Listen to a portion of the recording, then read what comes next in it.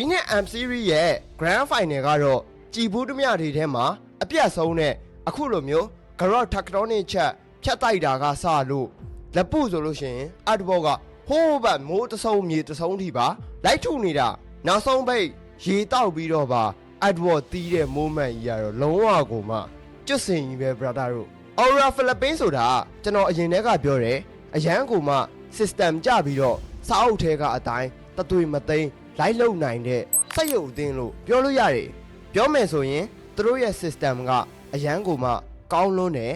အရင်တုန်းကဆိုရင် Grand Final တွေအကြိမ်ကြိမ်တက်ခဲ့တာဗျာဒါပေမဲ့ Champion မဖြစ်ဘူးဆိုတာကလည်းအဲ့လိုမျိုးစာအုပ်ကြီးအတိုင်းတွားနေတာမို့လို့လေပါတယ်ကျွန်တော်တို့ပြီးခဲ့တဲ့ Grand Final တွေကိုပြန်ကြည့်မယ်ဆိုရင် Onyx PH ရဲ့ Prime Time TLPH ရဲ့ Prime Time တွေမှာကကြတော့သူတို့ရဲ့အဲ့ဒီစာအုပ်ကြီးတွေကအတိုင်းတွားတဲ့ system တစ်ခုကိုဟိုကောင်တွေကဖောက်ထွက်ပြီးတော့စော့နိုင်လို့ဒါဒီအသင်းက Grand Final တွေအကြိမ်ကြိမ်တက်ပြီးတော့ Champion မဖြစ်တာ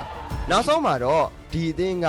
M7 Trophy ကိုကင်မြောက်ခွင့်ရခဲ့ပြီးဒီကနေ့ဗီဒီယိုလေးကတော့လက်ရှိကမ္ဘာချန်ပီယံဖြစ်တဲ့ Aura Philippines ရဲ့ system ကြလွန်ပါတယ်ဆိုတော့ macro movement တွေ ganging တွေပြီးတော့တခြားတော့ပေါ့နော် brother တို့တည်တင်တည်ထိုက်တဲ့ in game သစ္စာ trick တွေအကြောင်းကိုနည်းနည်းလေးကျွန်တော်အနေနဲ့ပြောပြမယ်ဆိုတော့စိတ်ဝင်စားရဆိုလို့ရှင်တော့အခုဗီဒီယိုလေးကိုအဆုံးထိကြည့်ဖို့အတွက်ပြောချင်ပါတယ် let's go guys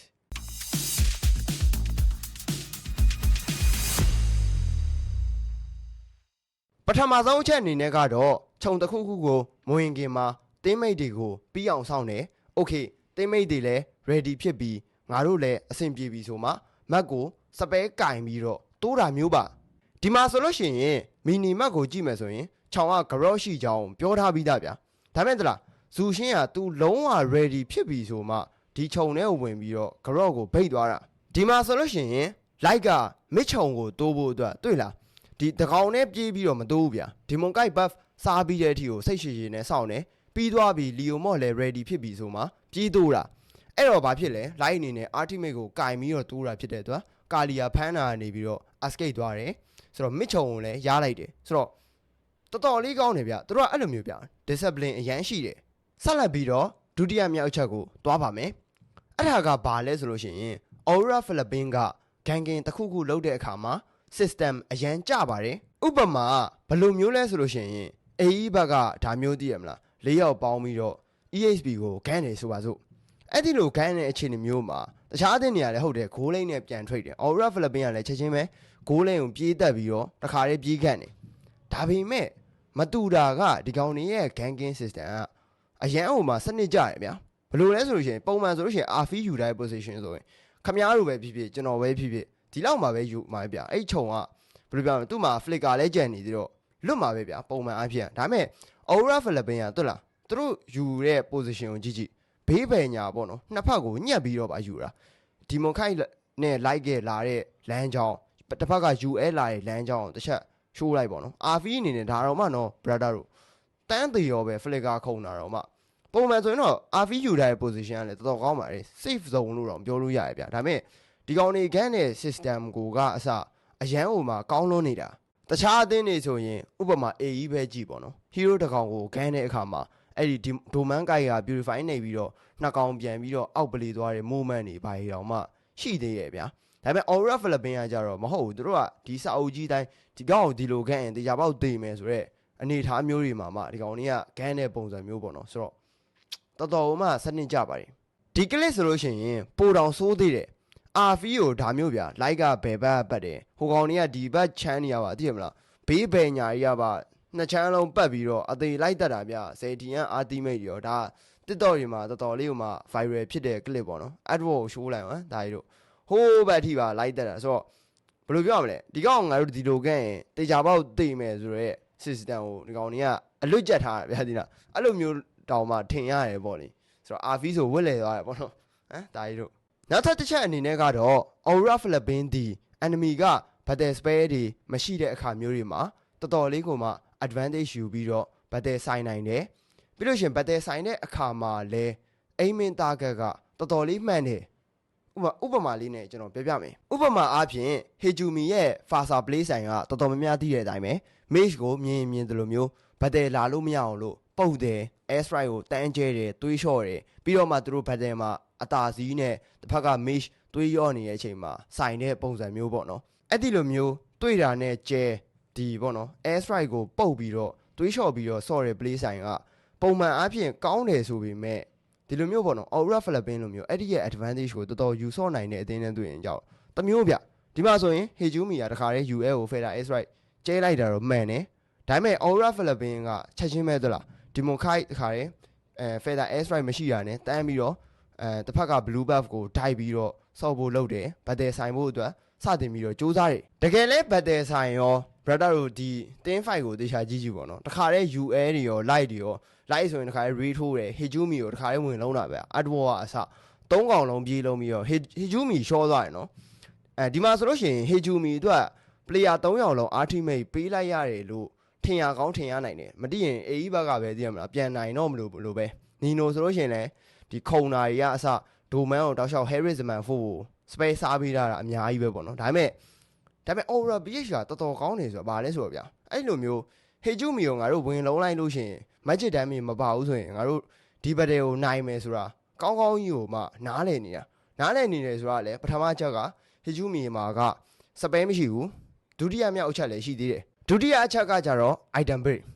build ကိုကြည့်မယ်ဆိုလို့ရှိရင်ဖက်နှက်ကလွဲရင်အကုန်လုံးကဒီမိုခိုက်ဆိုရင်ဗျာဒီ physical defense တွေကြီးပဲထည့်ထားတယ်အကုန်လုံးဒီ adward ဆိုလဲ physical defense အသေးပဲပြီးရင်ဒီ light တယောက်လောက်ပဲ magic defense ကိုဒီပေါ့နော် item အသေးလေးသွားထားတာဆိုလိုရင်းကဗျာဘတ်တယ်မှာမင်းတို့ fasa ကိုပဲကြည့် magic damage မပါဘူး magic damage မလောက်လို့ရှိရင်တေးကြတယ်ဒီကြံတဲ့ကောင်တွေကလောက်နိုလန်တစ်ဖက် 4v တို့တွေ damage ဘလောက်ပေးပေးငါတို့က physical defense အကြီးတွေသွားထားတာဖြစ်တဲ့အတွက်ခံနိုင်တယ်ဆိုတော့ပုံစံမျိုးနဲ့ဒါမျိုးဘတ်တယ်ဆိုင်ပြီးတော့အိမ်တာဗျာဒီမှာဆိုလို့ရှိရင်လည်းတူပဲဗျာရုပ်တရက်ကြည့်မယ်ဆိုလို့ရှိရင်ဒီ mage ကို grow flicker တွေ cloud RD တွေ leomon RD အကုန်ပေးပြီးတော့ဖြတ်ဖို့ကြိုးစားတာတော့တူပဲရုပ်တရက်ကြည့်မယ်ဆိုရင်တော့သိရမလား Aura Philippines က spell တွေ waste ဖြစ်သွားတယ်ပေါ့လေဒါပေမဲ့ Hejumi စီကနေသူတို့ပြန်ရလိုက်တာသူ့ရဲ့ဒီ mage ရဲ့ flickerတစ်ဖက်ကသူတို့ရဲ့ mage ကိုကြည့်မယ်ဆိုရင်ကြတော့ဒီဘက်ထဲမှာလုံးဝ air strike တောင်မှမကျဲပေးသွားဘူးဗျာအဓိကကချောင် position ပျောက်နေတာလဲပါတယ်အဲ့တော့သူ့အနေနဲ့ purify တွေ ultimate တွေပေးရမှာဆိုလို့လဲဖြစ်မယ်ပေါ့နော်အဲ့တော့နောက်ပတ်တဲ့နောက်တာတဲ့ကြတော့ air strike ရော purify ရောအရန်သင့်မယ်လုံးဝ spare ကွက်တည်ပဲအဲ့လိုမျိုး flicker တွေ ultimate တွေမရှိတဲ့ mage ကိုနောက်ပတ်တဲ့လဲကြတော့ adward တွေ့လားမြင်တာနဲ့တခါတည်းပြေးလုံးပြီးတော့ဆွဲပြီးတော့တခါတည်းတန်းဖြတ်လိုက်တာပေါ့နော်ဆိုတော့ဒီနေရာမှာ mage အချင်းချင်းကြည့်မယ်ဆိုလို့ရှိရင်ငကားကလည်း UL ကိုဝင်ပြီးတော့လုံးတာပဲဗျာဒါပေမဲ့မတူတာကြတော့ fasa က purify ကြံနေပြီးတော့ Nino ဝင်လုံးတယ်ဆိုလဲဒီ fasa ကဘလို့မှမသိနိုင်ဘူးဗျာ purify ဖြည့်ပြီးတော့ဆိုတော့အဲ့လိုမျိုးသူတို့ပေါ့နော်ဒီ Aura Philippines ရဲ့ battle ချတဲ့ moment တွေ spell calculation တွေကငါတို့ဘလို့ချရင်ဘလို့အိမ်ရင်ဒီ battle ကိုနိုင်လဲဆိုတာကောင်းကောင်းကိုမှနားလေတယ်ဆက်လက်ပြီးတော့နောက်ထပ်တစ်ချက်ကိုတွားကြမယ်ဒီ meta patch အရာကတာတယ်တွေရဲ့ goal ကို nerf ထားတာတော်တော်များများသိကြမှာပါအဲ့ဒီအတွက်ကြောင့်မလို့ Aura Philippines ကတာတယ်တွေကိုတိတ်ပြီးတော့အဖတ်မလုပ်ပါဘူးလုံးဝအဖတ်မလုပ်ဘူးပြောတာမဟုတ်ဘူးနော်ဘတ်တယ်တော့လာဆိုင်တယ်ဒါပေမဲ့တာတယ်ထက်ဘတ်တယ်နိုင်ဖို့ကိုပို့ပြီးတော့ဦးစားပေးတယ်ဒီမှာဆိုလို့ရှိရင်နီနိုကငကားဖောင်တွေပါပြောင်းလိုက်တဲ့အချိန်မှာဒီမိုခိုက်ကတန်းပြီးတော့ထွက်ပြေးတယ်တီးခံရမှာဆိုလို့ပေါ့နော်တာတယ်ကိုလုံးဝပေးလိုက်တယ်ပေးပြီးတော့မှသိရမလားငကားဖောင်ပြီးကနီးမှပြန်ပြီးတော့ဒီမလား adward initiate တယ်တခါတည်းမြင်းနေပါတွေ air strike တွေကျဲပြီးတော့ဘတ်တယ်ကိုပြေးဆိုင်တာမျိုးဒီမှာဆိုလို့ရှိရင်လည်းတူပဲ objective ကိုဒယ်တိုကြီးသွားဆိုင်မနေဘူးဗျာပုံမှန်အပြင်ကျွန်တော်တို့က theory ရကဒီမွန်ခိုက်ရဲ့ factoring တန့်ကြံကလားဒီသားတယ်မှာဆွဲနေရမှာဗျာယာဇူကီကိုဒါမဲ့တလားဒီသားတယ်ကိုတွားဆွဲမနေဘဲနဲ့မြင့်မာဖြတ်ပြီးတော့ UL တို့ light တို့ကဘတ်တယ်ချတော့ဒီလိုမျိုးဒီမွန်ခိုက်ကပါမြင့်မာဖြတ်ပြီးတော့ဒီဘက်ချမ်းမှာဘတ်တယ်ဆိုင်လိုက်တာပေါ့နော်ဘတ်တယ်ကိုနှစ်ချမ်းခွဲပြီးတော့ဆိုင်လိုက်တာအဲ့ဒီတစ်ချိန်ထဲမှာပဲ adward ကကျန်တဲ့လက်ပုတွေလီယိုမော့တွေကိုတကောင်နဲ့ထိန်းထားတယ်ဆိုတော့သူတို့အနေနဲ့ဘတ်တယ်နိုင်သွားတယ်ပေါ့နော်ဘရဒါစဉ်းစားကြည့်ဗျာတကယ်လို့အဲ့လိုမှမဟုတ်ပဲနဲ့ဒီမွန်ခိုက်ကတာတယ်မှာသိရမလားသူဆွဲကိုဆွဲပြီးတော့ဒါဆိုင်မယ်ဆိုလို့ရှိရင်ဘရဒါလက်ပုထုလို့ဒီမွန်ခိုက်ကထုခံရမှာဗျာတေးမှာသိလားမဟုတ်လို့ရှိရင်လက်ပုထုမယ် Hejumi manipulation နဲ့တီးမယ်ဆိုလို့ရှိရင်တေးမှာပဲဗျာဆိုတော့သူတို့အနေနဲ့အဓိကအဲ့တာတယ်တွေဆိုတာထက်ဘတ်တယ်နိုင်ဖို့ပို့ပြီးတော့ဦးစားပေးတဲ့အသင်းထဲမှာပါတယ်ဒါအပြင်တာတယ်ပေးပြီးတော့ဂိုးလိုင်းကိုပြေးခန်းတဲ့ဒါမှမဟုတ်စန့်ချဘတ်လိန်ကိုပြေးခန်းတဲ့ gameplay တွေလည်းတော်တော်လေးကိုမှလုပ်တယ်အဓိကကငါတို့ hero key ပြန်ရတယ်ဆိုလို့ရှိရင်ဒါဒီ meta မှာတန်နေများတည်တာ trade ရတာဒါကတော့ထားပါတော့ဗျာတော်တော်များများသိကြတယ်တာတယ်နဲ့ hero key နဲ့ trade တာဒီ meta မှာတော်တော်လေးတန်နေဆိုတာပေါ့လေဆိုတော့ဆက်လက်ပြီးတော့ကျွန်တော်အနေနဲ့ဒီနေရာမှာချီးကျူးချင်တာက light နဲ့ UA ရဲ့ move သူတို့နှစ်ယောက်ကဘာလုပ်လဲဆိုတော့အဲ့လိုမျိုးတာတယ်ပဒေတွေမှာဒီယာစုကီကိုတာတယ်လဲပေးလိုက်ရတယ်ဘတ်တယ်သွားဆိုင်လဲမနိုင်ဘူးဆိုတဲ့အခြေအနေမျိုးမှာပွဲကိုထိမ့်ပြီးဆော့သွားတော်တော်သဘောကျရဗျအဲ့ဒါဘာလဲဆိုလို့ရှိရင်ဒီမှာကြည့်ကြည့်ယာစုကီကသူလုံနေကြအတိုင်းပဲဒါ protein တော်တော်များများလုပ်တယ်တာတယ်ပေးရင်အသေးနေရတာတယ်နဲ့တင်မပြီးဘူးဗျအဲ့တာတယ်စီမှာရတဲ့ရှီအသေးလေးရှိရပါတော့ယာစုကီရဲ့ဒီတွေးတန်းကိုကြည့်မယ်ဆိုအဲ့ရှီလေးအဲ့ရှီရဲ့ advantage ကိုယူပြီးတော့ဒီလိုမျိုးတစ်ဖက်ရဲ့ buff အသေးလေးတွေ jungle creep အသေးလေးတွေကိုလိုက်စားတဲ့ပုံစံမျိုးပေါ့နော်အဲ့လိုစားတဲ့နေရာမှာ aura Philippine ကတွက်ထားပြီးသားငါတို့အနေနဲ့ okay ဒီတာတယ်တော့ပေးရမယ်ဒါပေမဲ့ငါတို့အနေနဲ့ hero key လုံးဝမပေးဘူးဖြစ်နိုင်လို့ရှင်တတ်နိုင်တယ်လို့ဒီလာတိုက်တဲ့ buff အသေးလေးတွေကိုအချိန်ဆွဲမယ်မပေးလို့ရရင်မပေးဘူးပေါ့နော်ဒီမှာဆိုလို့ရှင် light အနေနဲ့သူ့ရဲ့ safe position တွေကနေပဲတစ်ဖက်ကို hero key လည်းမပေးဘူးဒီဒါအပြင် buff အသေးလေးကိုပါလုံးဝ Yazuki စားလို့မရအောင်လို့တောက်လျှောက်နှောက်နေရဗျာ Yazuki ဆိုနောက်ဆုံးအဲ့ဒါမနေ့စားလိုက်ရတယ်ဒီ buff ဆိုလို့ရှိရင်တော့မှနောက်ဆုံးဗျာသူ့အနေနဲ့ retreat ပေါက်ပြီးတော့စားမှာပဲစားရတယ်ဒါတော့မှနော် light နှောက်ထားတာအချိန်ကြာကြီးပဲချိန်ကြာကြီးပဲကိုနှောက်ပြီးတော့မှ Yazuki ရဲ့ retreat ပေါက်လိုက်မှရသွားတာမျိုးပေါ့လေဆက်လက်ပြီးတော့ကျွန်တော်တို့တစ်ချိန်ထဲမှာ UA ရဲ့ move ကိုပြမယ်တစ်ဖက်ကဒါမျိုးသိရမလားတစ်ဖက်ရဲ့ buff အသေးလေးတွေကိုလာတိုက်တဲ့အချိန်မှာဒီလိုမျိုးဒီအပေါ် jungle ကိုအာယုံဆိုင်နေတဲ့အချိန်မှာ UA ကလုံးဝဗျာသူ့အနေနဲ့မတ်အပြောင်းနဲ့ချက်ချင်းမဲ့တရာအောက်ကိုလိမ့်ကိုလုံးဝမတ်အပြောင်းနဲ့ဒိုးသွားတယ်ဒိုးပြီးတော့မှဒီအောက်ဘက်ကခြုံနေတဲ့ကနေမှကတိုးလေးဗျာလုံးဝ position မပေါ်အဲ့လိုကတိုးလေးသွားပြီးတော့နီနိုကတိုးလေးပြေးခန့်တာပေါ့နော်ဒါပြောမယ်ဆိုလို့ရှိရင်နီနိုအနေနဲ့သူ့တော်တော်စာတတ်တယ်လို့ပြောလို့ရတယ်ဘလင်းခုံနဲ့ spell ကိုခြံထားလို့မဟုတ်လို့ရှိရင်ဒီနီနိုကတည်မှာပြောချင်တာက line နဲ့ UAG ကိုရဲ့ဒီ movement ကြီးကတော်တော်ကြီးဟိုမှလမ်းလွန်းတယ် brother တို့ကိုယ်တိုင်ကလည်းအဲ့လိုမျိုးတာတယ်ပေးရပြီးဒါမှမဟုတ်ရင်ငါတို့ဘတ်တယ်ဆိုင်လဲအစင်မပြေဘူးဆိုတဲ့အခြေအနေမျိုးမှာဒါမျိုး move တွေလုပ်လို့ရတယ်နောက်တစ်ချက်အနေနဲ့ကဘာလဲဆိုရင်ဒီအသင်းက discipline အရန်ရှိတယ်သူတို့တခုခု ganking တွေပါလုပ်မယ်ဆိုတဲ့အချိန်မှာ creep wave ကိုအရင်ရှင်းတယ်ဗျာမေပဲဖြစ်ဖြစ် EHB ပဲဖြစ်ဖြစ်အဲ့လို creep wave ရှင်းပြီးတော့မှပဲကျန်တဲ့ ganking ကိုဆက်လုပ်တယ်ပေါ့နော်အဲ့လိုမျိုးဗျာ discipline တော်တော်လေးကိုမှရှိတဲ့အသင်းထဲမှာပါတယ်တခြားအသင်းတွေလိုမျိုးသိရမလားငါကတော့ creep မရှင်းတော့ဘူးပြေးချမယ်ဆိုတဲ့အထာမျိုးတွေလုံးဝမတွေ့ရဘူးပေါ့နော်သူတို့စီမှာကျန်တဲ့ law fight တွေပဲဖြစ်ဖြစ်ဘာပဲဖြစ်ဖြစ်တူတူပဲဒီမှာဆိုလို့ရှိရင် minimap ကိုကြည့်မယ်ဆိုအရန် discipline ရှိရဗျာ 5 man စုမယ်ဆိုလုံးဝ5 man စုတယ်ပြီးတော့ဒီ law ကိုထွက်ခါနီကိုစောင့်တယ်လုံးဝသိရမလားမတ်ကိုပျောက်တင်းတဲ့နေရာမှာပျောက်တယ် law timing ကွက်တီနဲ့သိရမလားတကောင်ကထွက်ရှင်းတဲ့တကောင်ပဲပေါ့ဒီမှာဆိုဇူရှင်းပေါ်နေရဗျာကျန်တဲ့ကောင်တွေကမပေါ်သင့်ရင်မပေါ်ဘူးအချိန်ထဲမှာအပေါ်လိမ့်ကိုကြည့်မယ်ဆိုရင်လည်း Harry နဲ့ဒီတခြားလပူပေါ့နော်လပူကတော့အခုအိမ်ပြောင်းသွားပြီဆိုတော့ရှင်းတင်းတဲ့အချိန်မှာရှင်းတယ်ပြီးတော့ဒီသိရမလားစိုက်ကြပတ်လေးကိုမရှင်းမဲနဲ့လော်ပြေးလောက်တာတွေပါဒီအသင်းမှာလုံးဝမတွေ့ရဘူးဗျာသိလားအဲ့လိုမျိုး discipline ရှိတဲ့အသင်း team fight တွေကအစ stick ပြီးတော့ဆိုင်မယ်ဆိုရင် decision က9ယောက်လုံးကတစ်ခုတည်းဗျာဒီမှာဆိုရင်ပုံမှန်ကျွန်တော်တို့ law လုပ်မယ်ဆိုရင်အလဲကိုရှင်းရတယ်အလဲကိုရှင်းပြီးတော့မစ်ချုံကိုဥတယ်ကျွန်တော်တို့ကတချို့ကတော့အိုင်ချုံလို့ခေါ်ကြတယ်တချို့ကလည်းအလဲချုံပေါ့ဗျာကြည့်တယ်မလားဆိုတော့အဲ့လိုဒီအလဲချုံဥစရာရှိတာလဲဥတယ်ပြီးတော့ law ကိုကင်စရာရှိတာလဲကင်တယ်တကယ်လို့ okay ငါတို့ကတော့ဟိုဘက်ကပြေးတိုးလာပြီဗတဲ့ချမယ်ဆိုရင်လည်း9ယောက်လုံးကပြေးတိုးဆိုင်တာဗျာသိရမလားဟိုဘယ်လိုပြောရမလဲတကောင်ကတိုးဆိုင်တယ်တကောင်က law လုံနေတာမျိုးတွေဒီအသင်းမှာလုံးဝမတွေ့ရဘူးပေါ့နော်အဲ့ကြောင့်ကျွန်တော်ပြောချင်တာဟာဒီကောင်တွေကစားအုပ်အတိုင်းဆော့တာဗျာသိလားလော့မှာဘယ်ကောင်ကဘယ်လို position ယူဆိုရင်အဲ့မတ်ကိုယူတယ်ယူပြီးတော့မှ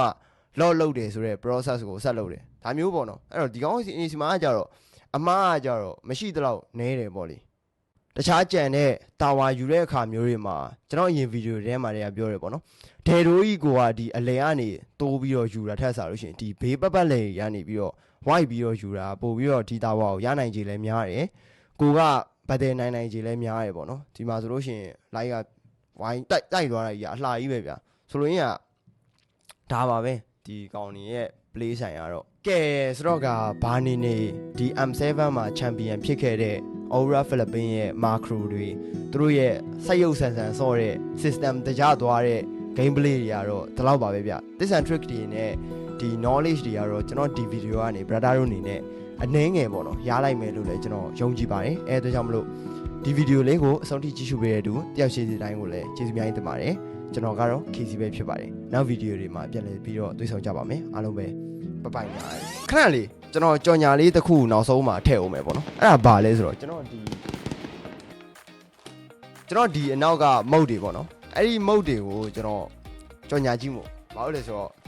ကျွန်တော်ဒါပထမဆုံးပေါ့နော် project တစ်ခုလည်းဖြစ်တယ်ဆိုတော့ brother တို့အနေနဲ့ဒီမုတ်တွေကိုဘယ်လိုပြောရမလဲနီးစပ်ရာဆိုင်တွေအကုန်လုံးပို့ပေးတယ်ဒါပေမဲ့ဒီလက်ကားယူရင်တော့ပိုကောင်းတယ်ဘာလို့လဲဆိုတော့ကျွန်တော်စက်ရုံ direct ဖုန်းနံပါတ် brother တို့ပေးပါမယ်အဲ့ဒီမုတ်တွေပေါ့နော်ဒါကျွန်တော်တို့စီကြော်ဒါဆိုဘယ်လိုပြောရမလဲအာလူးကြော်ပေါ့လေဒါကကြတော့0ဒီကောင်တွေကို brother တို့လက်ကားအနေနဲ့စက်ရုံ direct မှားခြင်းနေဆိုရင်ကျွန်တော်အခုပြထားတဲ့ဖုန်းနံပါတ်မှာတွားရောက်ပြီးတော့မှာလို့ရပါတယ်သူတို့ကစိတ်လဲစိတ်ချရတယ်ပေါ့နော်ဆိုတော့အဲ့လိုမှမဟုတ်ဘူးကျွန်တော်တို့တထုပ်ချင်းမှာယူခြင်းပဲမှာယူခြင်းနေဆိုရင်လည်းကျွန်တော်တို့ချပေးတဲ့နီးစက်ရဆိုင်ပေါ့နော်အဲ့ဒီဆိုင်တွေမှာသူတို့ဖုန်းဆက်လိုက်တာနဲ့သူတို့ကညွှန်ပေးမယ်ဗျာဒီဆိုင်မှာသွားဝယ်လို့ရတယ်အနီးစက်ဆုံးဆိုင်ကိုသူတို့ညွှန်ပေးတဲ့ဆိုင်မှာသွားပြီးတော့ဝယ်စားကြည့်လို့ရပါတယ်ဒါတော့အခုမှကျွန်တော်ထွက်တဲ့ brand လို့လည်းပြောလို့ရတယ်ပေါ့နော်ဆိုတော့ yeah တို့စိတ်ဝင်စားရဆိုရင်တော့ကျွန်တော်တို့ဒီဖုန်းနံပါတ်ကိုဆက်ပြီးတော့မှာယူပေးကြပါလို့ပြောချင်ပါတယ်ဆိုတော့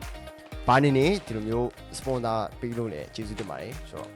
ကျွန်တော်ကိုယ်စားကြည့်ရစားတော့ကောင်းတယ်တော်တော်ကောင်းတယ်ဘာဖြစ်သိရမလားလူငယ်တွေဆိုတော့ဗျာညဘက်ဂိမ်းဆိုးဆော့တာတွေပါဆိုရင်လည်းဒီဓာတ်ကြီးကလိုအပ်တယ်ဗျာသိလားပြီးတော့ဘာရှိသေးတယ်ဒါပါပဲကျွန်တော်ကြံတဲ့အရာတွေကတော့အများကြီးပြောစရာတော့မရှိပါဘူးဒီဈေးရလည်းတက်တာရယ်ပေါ့နော်ဒီကဈေးလည်းတက်တာရယ်အများကြီးလည်းစားလို့ရမယ်ဆိုတော့